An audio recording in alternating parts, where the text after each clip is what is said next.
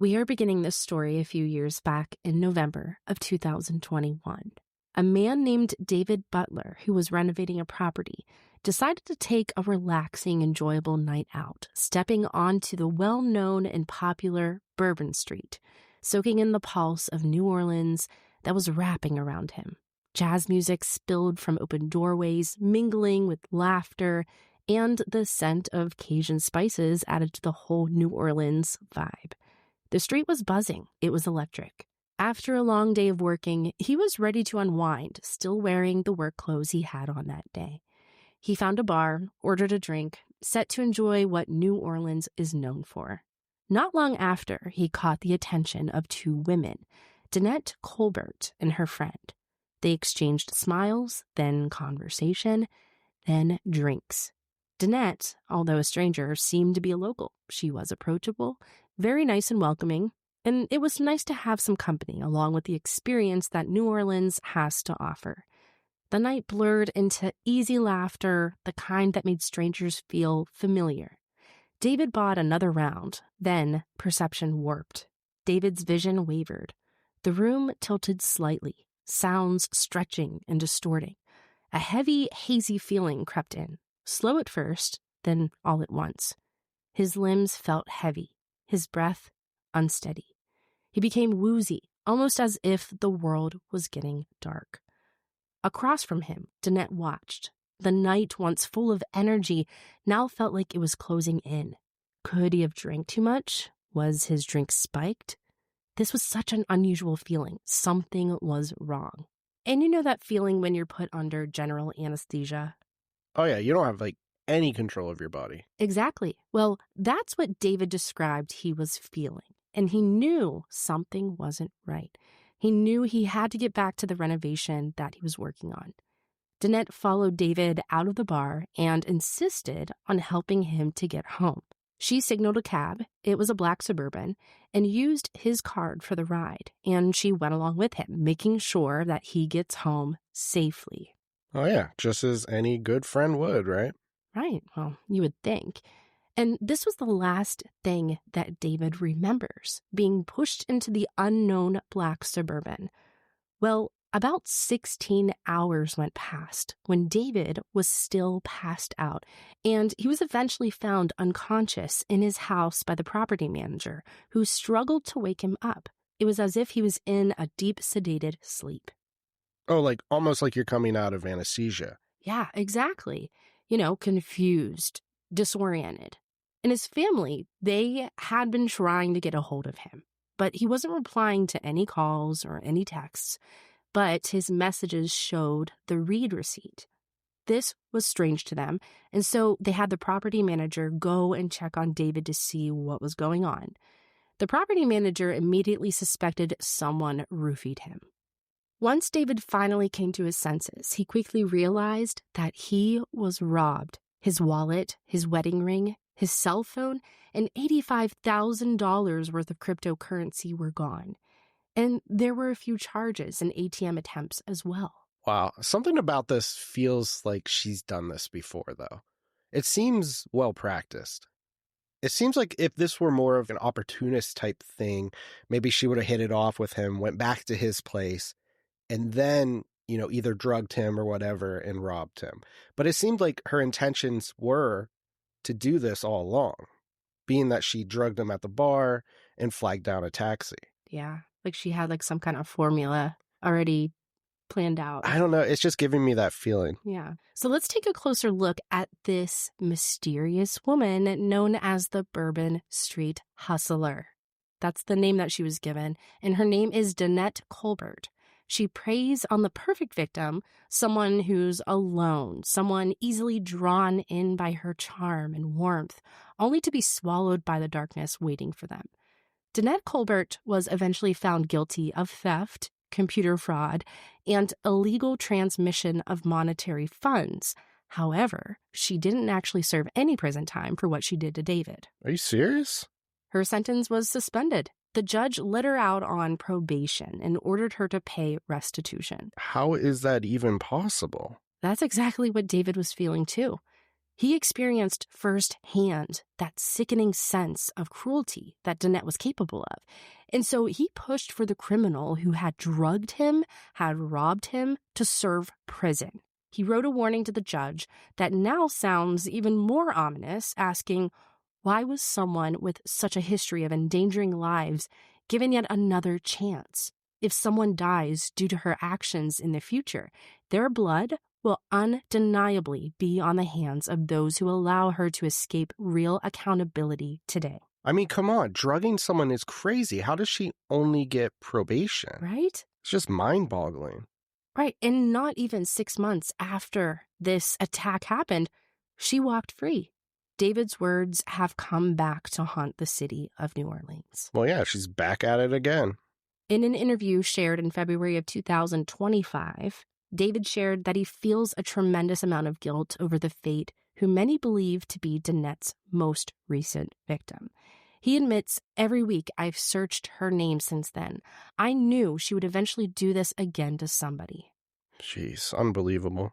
And as I learned more about Danette's criminal history to prepare for this episode, I couldn't help but come to the same conclusion. And after reading article after article about the countless men who came forward, who Danette tricked, drugged, robbed, and left them with psychological scars, it seems like it was only a matter of time before one of her attacks would result in death. 100%. David has shared his perspective on Danette's history of escaping serious consequences for her crimes, stating, people like Danette Colbert are able to get away with what they do, for one, because society doesn't see men as victims, but we can be victims too. And it's easy to argue that it took far too long for law enforcement to take Danette's damaging crimes as seriously as they should have. But after an encounter with a rising star sports anchor and reporter from KGKC, Adan Manzano, the spotlight is finally shining on Danette brighter than ever. Hey, Crime Sad listeners. Today, Ricky and I are diving into the case of 27-year-old sports reporter Adan Manzano, his tragic death, and the tangled web of crimes uncovered during the investigation that sent shockwaves through the media. I'm Ashley. And I'm Ricky. And, well, let's begin.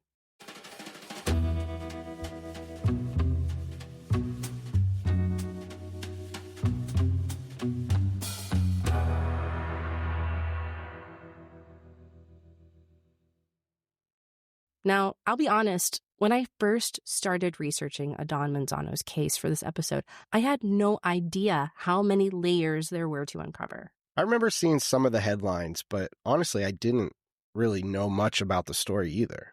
Yeah, and now that more and more victims are starting to come forward against Danette Colbert, it's making this case even stronger. Their stories raise important questions about how gender shapes our perception of crimes like this one. Now, before we fully dive into this case, please be advised that this episode does include in-depth discussions of the use of sedative drugs to impair victims, overdoses, and drug use. And if this topic is sensitive for you, you may want to skip this episode and tune in next week instead. For now, let's get into the tragedy that resulted in the death of a kind, loving, and hardworking father, orphaning his 2-year-old daughter, Adan Manzano. Just like you said, Ricky, we've all seen the social media buzz, but there's so much more to this story than meets the eye. So, how does a sports reporter from Kansas connect to David Butler, the man who was drugged and robbed in New Orleans? To answer that, we need to step back to February of 2024, a time when Adan Manzano and his family seemed happier than ever, full of hope for what promised to be a bright future. In an article by KSNT, Adan Manzano shared his excitement for the upcoming Super Bowl that he would be reporting on from the sidelines for the first time for Telemundo Kansas City. He proudly discussed his role in helping to make coverage of the game more inclusive, stating, "People actually reach out to our company and appreciate that we actually speak their language. At some point in an important play, it actually makes them feel better." So I'm assuming that he spoke a different language. Was this like Spanish or something? Yeah, Adan Manzano was a Spanish-language sports reporter and anchor for Telemundo Kansas City. KGKCLD. And Adan's wife, Ashley Boyd, and their 1-year-old daughter, Eleanor, also made an appearance in this article. Ashley shared her support for her husband, saying he has worked so hard for this. There's been times when he has had 2 or 3 jobs to make ends meet. And now knowing he gets to go out there and do what he loves and what he's good at, it just is the best feeling ever. Adan echoed his wife's sentiments, admitting, "I used to dream about this, but I never expected that it was going to come that soon. It's just a blessing." Now, sadly, only a couple of months later, on April 11th of 2024, a tragic car accident would steal Ashley from her family forever, leaving David, now a widowed father, to care for their daughter, Eleanor. Oh, jeez, that's terrible. Yeah.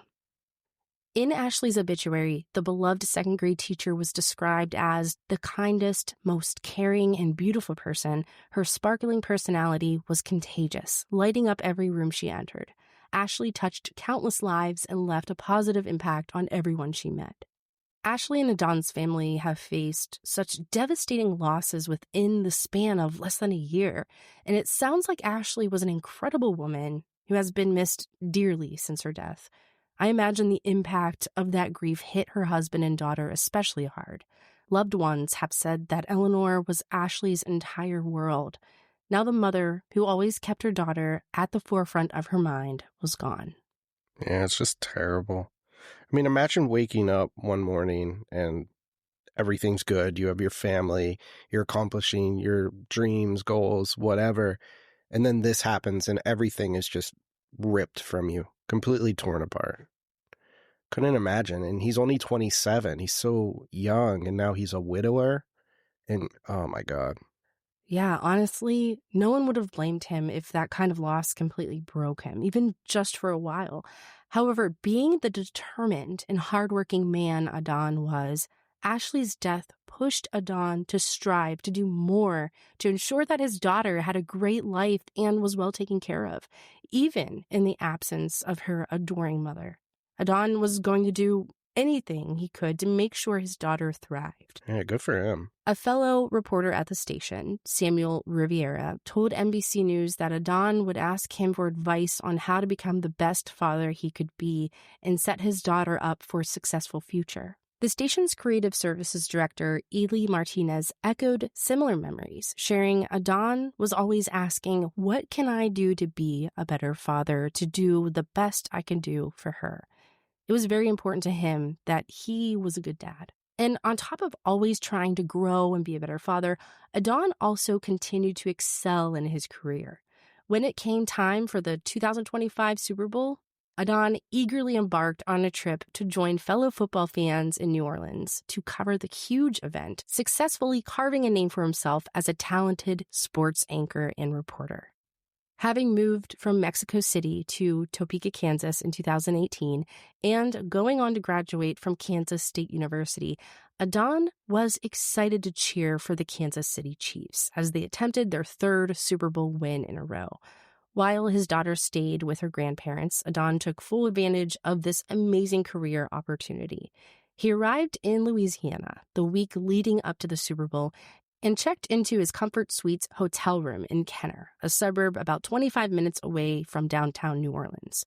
With a few days to spare before the Super Bowl began, Adan carved out some time in his busy schedule to explore a glimpse of what the city had to offer beyond the sports scene. And really, who could resist? Oh, yeah, like the culture, the music, the food, like everything. That place is insane. Right, who would miss out on all that? Yeah. And Adan, he left the hotel room for a night out. A little fun before he dug back into work and the never-ending responsibilities of a single father. The thing is, no matter what he got into during his free time, Adan was known for being career-driven, responsible, and reliable. So when he didn't show up for a work meeting that Wednesday, February 5th of 2025, his coworkers worried something was wrong. They called the hotel Adan was staying at to ask for a wellness check.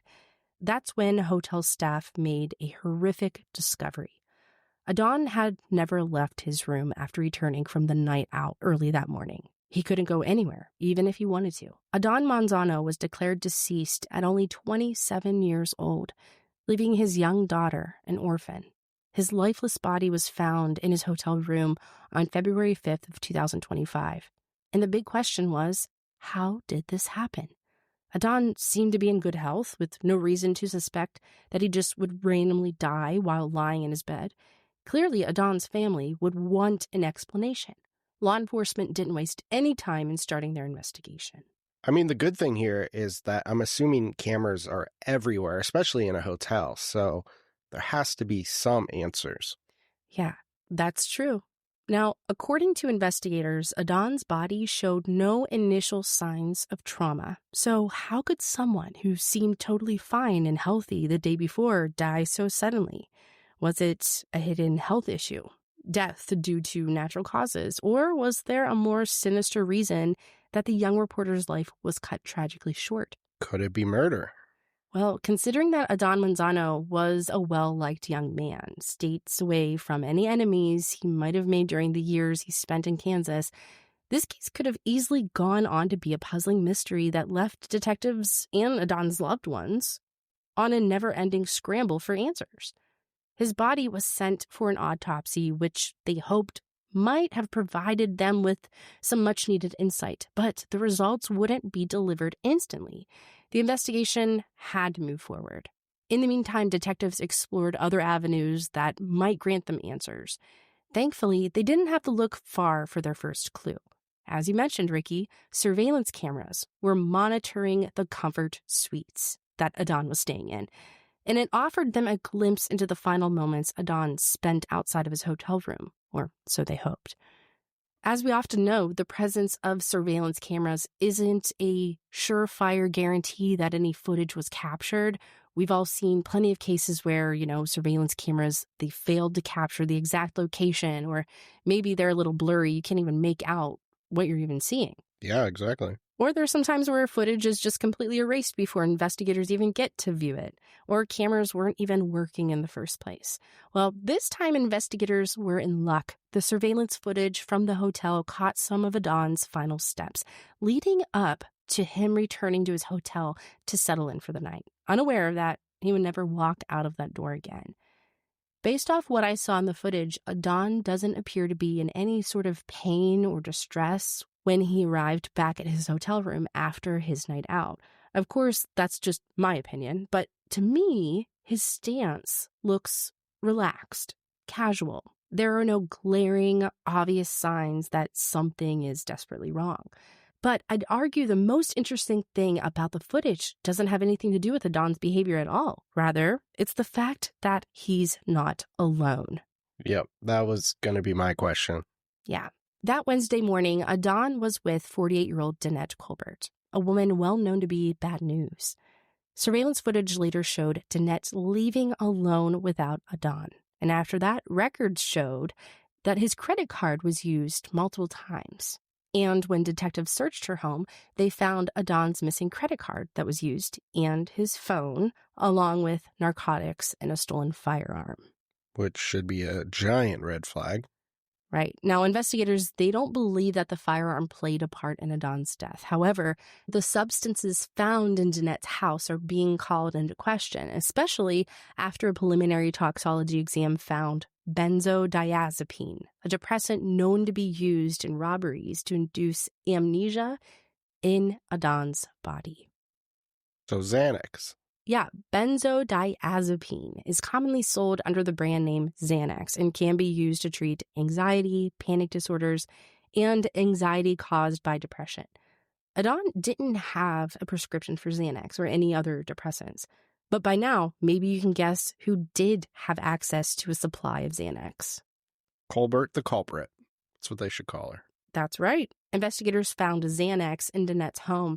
Given her history of drugging and robbing men, it seems like it wasn't that hard for detectives to narrow in on a main suspect. And based on the evidence gathered so far, investigators believe that Adan met Danette during his night out in New Orleans for a reason that's still unclear. Both Danette and Adan went into Adan's hotel room at around 4:35 a.m. on Wednesday, February 5th of 2025. Also, this is the 5th, and I think it's important to say the Super Bowl was the 9th. So this is a few days before. Right. And based on purely surface level observations from what I've seen in the footage, the two, they appear to be comfortable around each other in a casual type of way, not overly friendly, but no obvious animosity either. Danette, she left the room briefly, then she actually returned shortly after. It's still unclear what she was doing in Adan's room that morning. But by 6 a.m., Danette seems to have decided that the night was finally over, so she left Adan's hotel room and never returned. And during this time, we don't know exactly what he was going through that morning, how he felt, or if he knew that his dreams of reporting from the sidelines of the 2025 Super Bowl and watching his daughter grow into a successful adult would never come true. What we do know is Adan wouldn't survive the morning he spent with Danette. Adan Manzano was found dead in his hotel room later that day, launching an investigation that would shed light on the pain of countless other victims whose lives were disrupted after their unfortunate encounters with Danette Colbert. So I remember seeing a lot online about speculation saying that without her and her history, right, it could have looked like, oh, they were partying, he might have overdosed, and then she took off because she was scared. Yeah, because why did she come back? Yeah. That second time? That's a good point.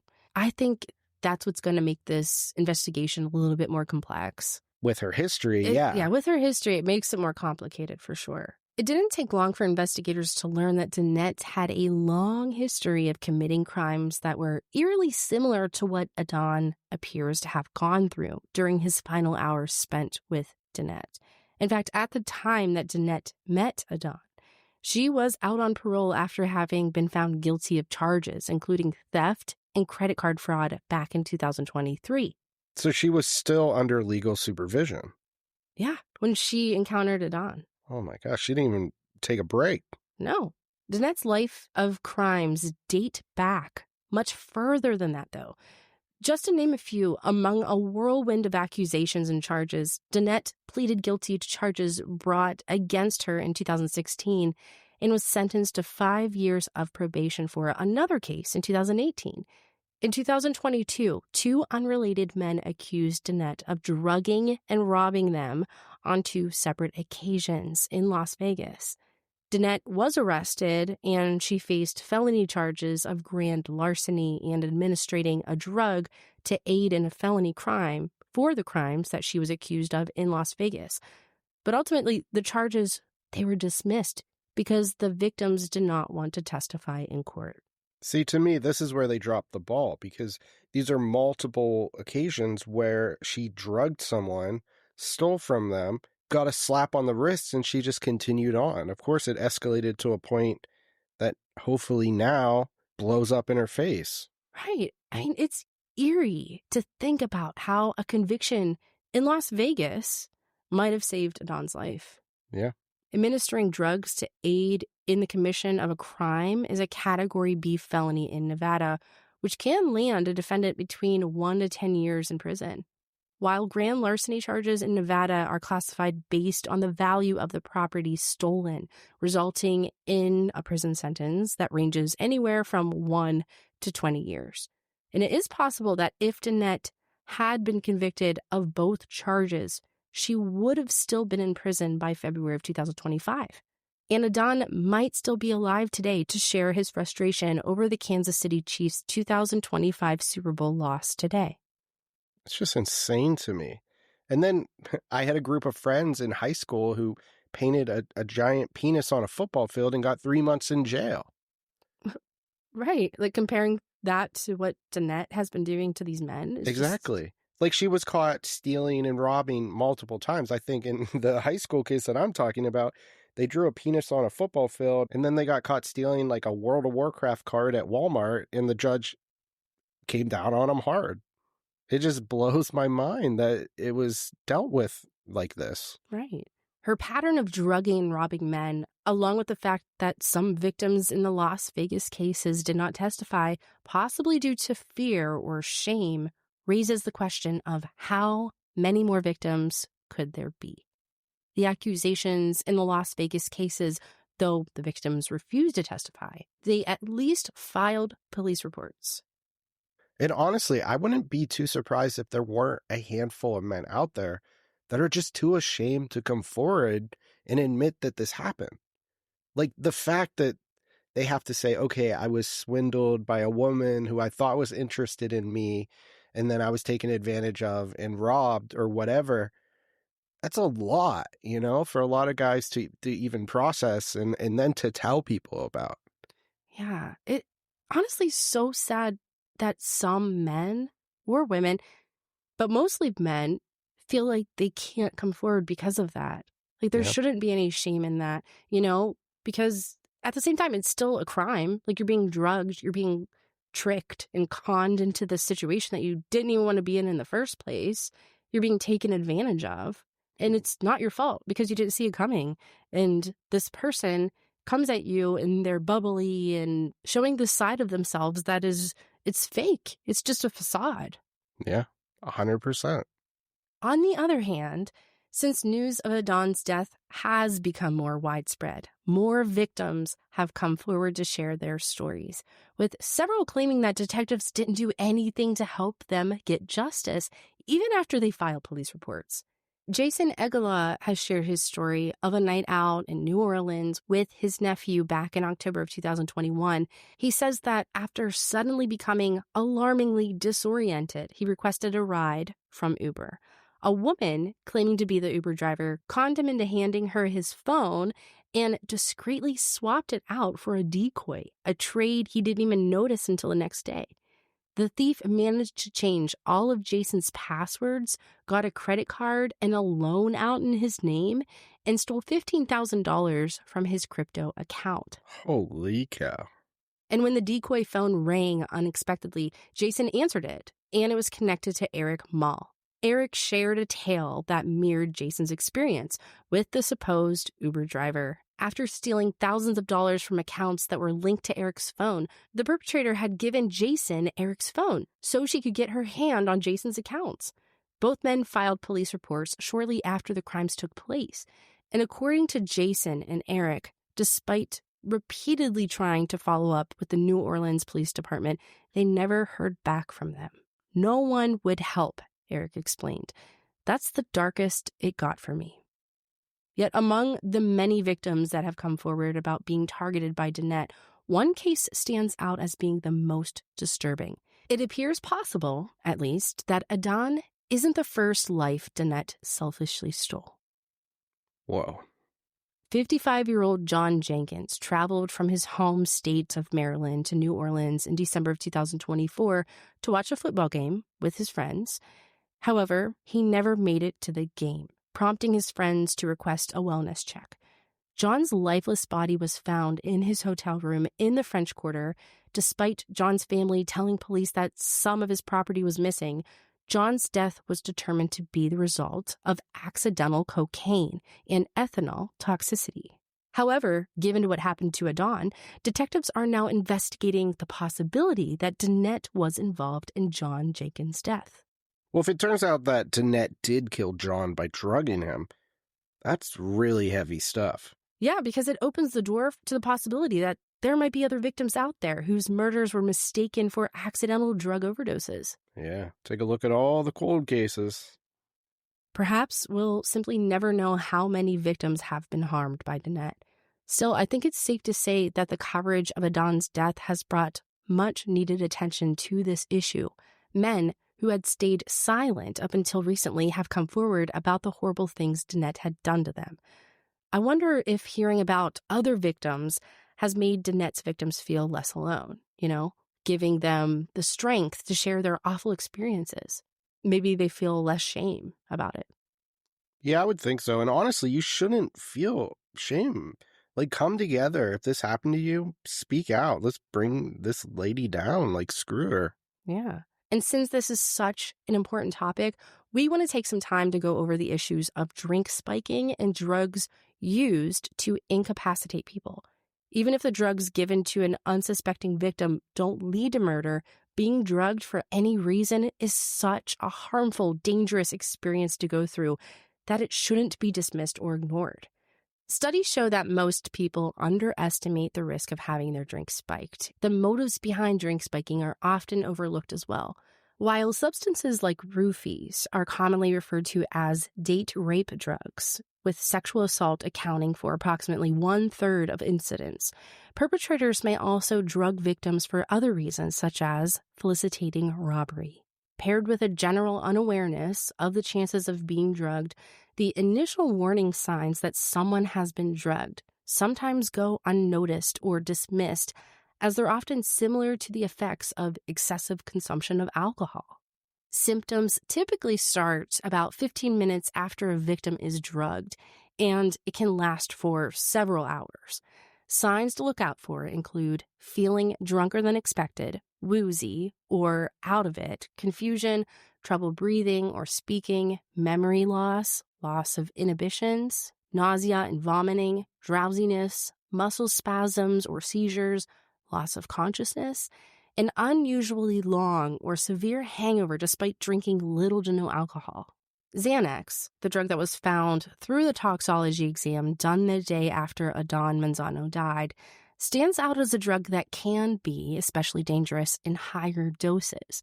Compared to many other medications, it's faster acting, which can be a blessing for those struggling with their mental health. Unfortunately, this also heightens the risk of serious, sometimes even fatal, overdoses when taking Xanax, as the human body can quickly become overwhelmed due to its lack of absorption into the bloodstream. Xanax overdoses can lead to a whole mess of terrifying side effects, including confusion, depression, difficulty breathing or speaking, hallucinations, loss of coordination or balance, memory problems, seizures, unusual changes in mood or behavior, yellowing of the eyes or skin, severe drowsiness, unresponsiveness, loss of consciousness, coma.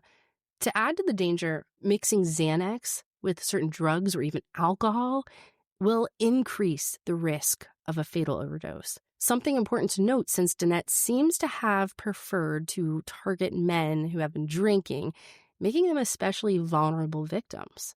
Both alcohol and Xanax alone slow respiration, and when combined, the effect can be so powerful that it can prevent the brain from telling the lungs to breathe, causing the user to suffocate to death. Jesus, that's terrifying. Unfortunately, even those who survive being drugged don't escape unharmed. The psychological effects of being drugged can linger long after the drug has worn off. Shock, denial, anger, guilt, confusion, anxiety, low confidence, depression, and isolation are all things that often plague survivors even after the physical threat has passed.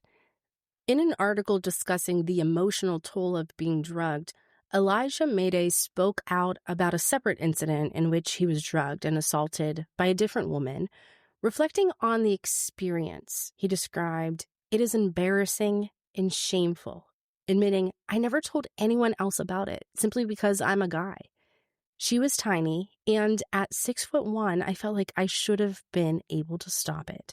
A specialist in post-traumatic stress syndrome explains, the fact that a person was exposed to a threat of serious injury or the threat of sexual violence can itself be traumatic, not to mention the horrific violation of being drugged against your will and without your consent. However, these crimes aren't always taken as seriously as they should be, and many victims never get justice. In another instance, a woman named Mia went to the hospital the morning after she was roofied to ask for a drug test, and she was told that she needed to file a police report first. And the officers at the Denver police station told her that since she hadn't been assaulted, there was no reason for her to file a report. Mia had said that their reaction caused her a lot of internalized shame, trauma, and embarrassment. Hopefully, as more awareness is brought to this type of an experience, we can show victims more compassion moving forward. Yeah, I completely agree. I mean, no victim deserves to feel guilt or shame.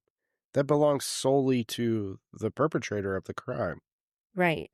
And so, moving forward, there have been various speculations about what might have happened in Adan's hotel room that Wednesday morning.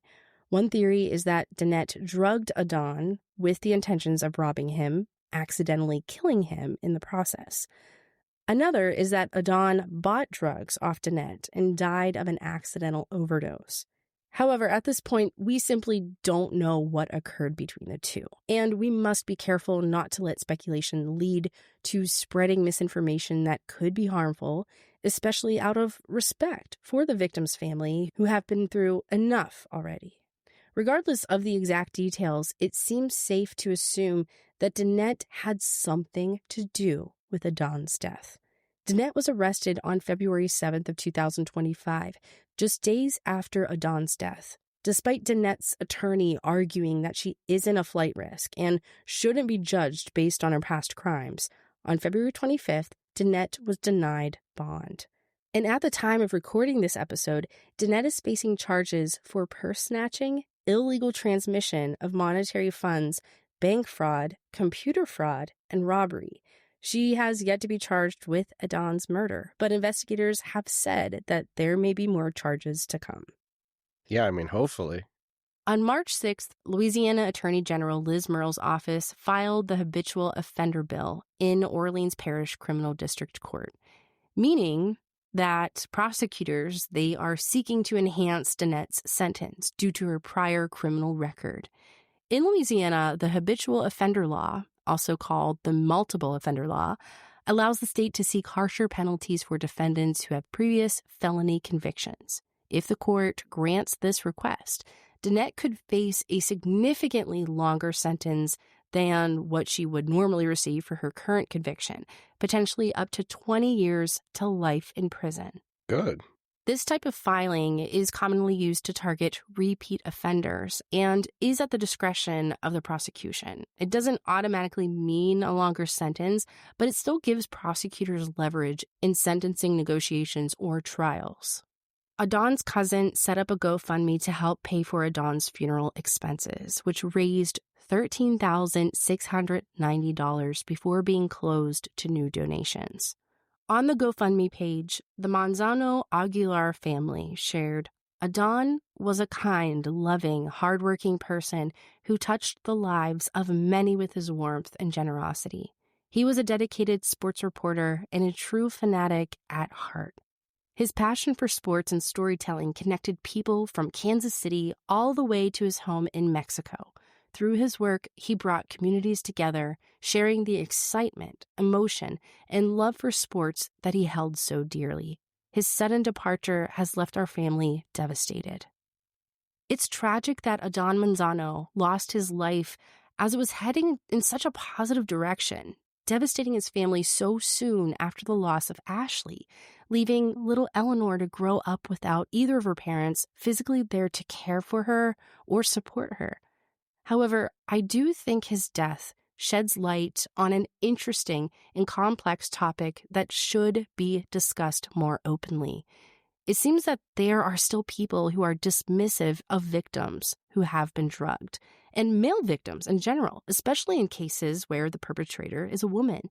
Some victims still struggle under the pressure of this unspoken narrative that men should be ashamed of falling victim to these crimes. They're weak for having done so. In reality, the kind of rhetoric couldn't be further from the truth. Sadly, people of all demographics are drugged and taken advantage of, though we should be careful and do our best to stay safe. Keep an eye on your drink when you're out. Avoid accepting drinks from strangers. Seek help immediately if you notice signs that your drink may have been spiked. Flawless vigilance is impossible. Being drugged, robbed, or assaulted is never a victim's fault. And those who are victimized should be given support, empathy, and treated with care regardless of their gender. If you want to help continue the important conversations being had about this case, please share today's episode on social media with other true crime fans. And as always, we are so grateful for our Crime Salad Patreon and Apple subscribers. Your support means the world to us, and it helps us play our part in spreading awareness about these important topics. With that being said, thank you so much for spreading positive words and, sharing how much you love our show. We really, really greatly appreciate it. It honestly really helps our show grow. And as always, stay safe, take care of yourselves, and we'll catch you next week for another deep dive into the stories that need to be told.